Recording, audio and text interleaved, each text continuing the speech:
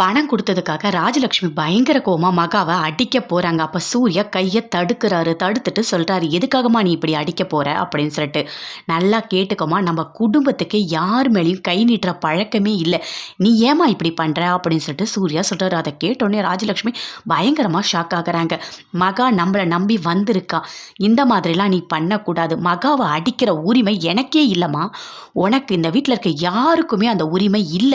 அப்படின்னு சொல்றாரு சூர்யா. அத கேட்டோனே பயங்கரமா கோவம் வருது ராஜலக்ஷ்மிக்கு. "அப்படி என்ன அவ தப்பு பண்ணா?" அப்படின்னு சொல்லிட்டு சூர்யா கேட்குறாரு. அதுக்கு சித்ராதேவி சொல்றாங்க, "மீனாட்சிக்கு பணம் அக்கா தரமாட்டேன்னு சொல்லியும் இவ பணம் எடுத்து கொடுத்துருக்கா" அப்படின்னு சொல்லிட்டு சித்ராதேவி சொல்றாங்க. அதுக்கு மகா சொல்றாங்க, "இல்லைங்க, சத்தியமா எனக்கு தெரியாது. அத்தை பணம் கொடுக்க மாட்டேன்னு சொன்னாங்கன்னு எனக்கு தெரியாதுங்க. நான் தெரியாம தான் பணம் கொடுத்தேன்" அப்படின்னு சொல்றாங்க மகா. "இதுதான் இப்போ பிரச்சனையா?" அப்படின்னு சொல்லிட்டு சூர்யா கேட்குறாரு. 10,000 பணம் மீனாட்சி அக்கா கேட்கும் போது மகா என்கிட்ட வந்து கேட்டா. நான் பர்மிஷன் குடுத்துட்டோனே தான் பணத்தையே எடுத்து குடுத்தா. நான் தான் குடுக்க சொன்னேன். நீங்க இந்த 10,000 அடிக்க போறீங்க? அப்படின்னு சொல்லிட்டு சூர்யா பயங்கரமா கோவப்படுறாரு. சுத்தி இருக்க எல்லாருமே பார்க்குறாங்க. அப்ப சூர்யாவோட அப்பா சொல்றாரு, "நீ பண்றது எவ்வளோ பெரிய தப்பா இருக்குன்னு உனக்கு புரியுதா?" அப்படின்னு சொல்றாரு. "பணத்துக்காக இப்படி தான் பண்ணுவியா? இந்த வீட்ல மகா மாடா உழைக்கிறா. ஒரு 10,000 குடுக்குற உரிமை இல்லையா? ஏன் இப்படி நடந்துக்கிறீங்க? இதெல்லாம் பார்க்கும்போது எனக்கு ரொம்ப கஷ்டமா இருக்கு. வீட்டுக்கு வந்த மருமகள ஒரு மருமகளா கூட நடத்தாம இப்படி அடிமைப்படுத்தி கொடுமைப்படுத்திட்டு இருப்பீங்க" அப்படின்னு சொல்லிட்டு சூர்யாவோட அப்பா பயங்கரமா கோவப்படுறாரு. "என்னங்க, நீங்க ஒரு வார்த்தை கூட கேட்க மாட்டீங்களா?" அப்படின்னு சொல்லிட்டு பாட்டி சொல்றாங்க. "என்னம்மா கேட்க சொல்ற? என்னத்த கேட்க சொல்ற?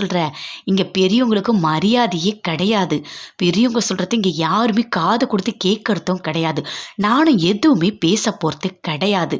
நான் இங்க போராட்ட தியாகி. ஆனா கடைசியில உரிமைக்காக தினம் தினம் மகா இங்க போராடுறத நான் பார்த்துக்கிட்டு தானே இருக்கேன்" அப்படின்னு சொல்லிட்டு அவங்க தாத்தா பயங்கர கோவமா திட்டிட்டு இருக்காரு.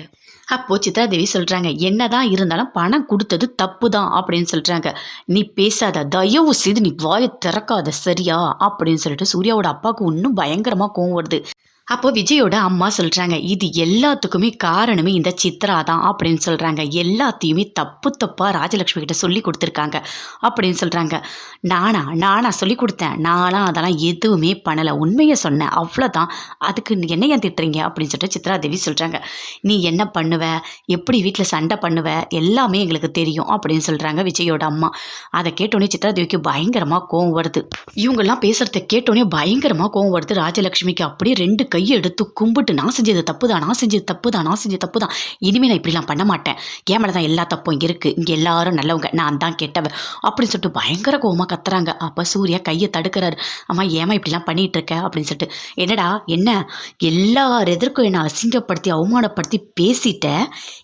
இப்போ என்னை சமாதானப்படுத்துறதுக்காக நீ வந்திருக்கியா?" அப்படின்னு சொல்லிட்டு ராஜலக்ஷ்மி பயங்கரமா சூர்யாவை பார்த்து கோவப்படுறாங்க. சூர்யாவோட அப்பா சொல்றாரு, "கூட பிறந்த தங்கச்சி தானே நீ" அப்படின்னு சொல்லிட்டு ஐஸ்வர்யாவை கேட்குறாரு. "உங்க அக்கானு கூட பார்க்காம, கொஞ்சம் கூட இல்லாம உன் இஷ்டத்துக்கு பேசிட்டு இருக்க. அக்காவை அவமானப்படுத்துறதே உன்னோட தொழிலா வச்சிட்டு இருக்கியா?" அப்படின்னு சொல்லிட்டு பயங்கரமா ஐஸ்வர்யாவும் திட்டுறாரு சூர்யா அப்பா. ராஜலக்ஷ்மி சொல்றாங்க, "இனிமே நான் யார்கிட்டயுமே எதுவுமே பேச மாட்டேன். யாருமே என்கிட்ட வந்து பேசாதீங்க, சரியா?" அப்படின்னு சொல்லிட்டு பயங்கர கோவமா போறாங்க. "அம்மா அம்மா" அப்படின்னு சொல்லிட்டு சூர்யா பின்னாடியே போறாரு.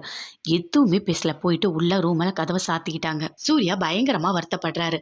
"நான் ஒண்ணு நினைச்சேன், அம்மா ஒண்ணு புரிஞ்சுக்கிறாங்க. அம்மா என் மேல இவ்வளோ கோவப்படுறாங்களா? ஆனா மகாவை அடிக்க போனது எல்லாமே தப்பு தானே.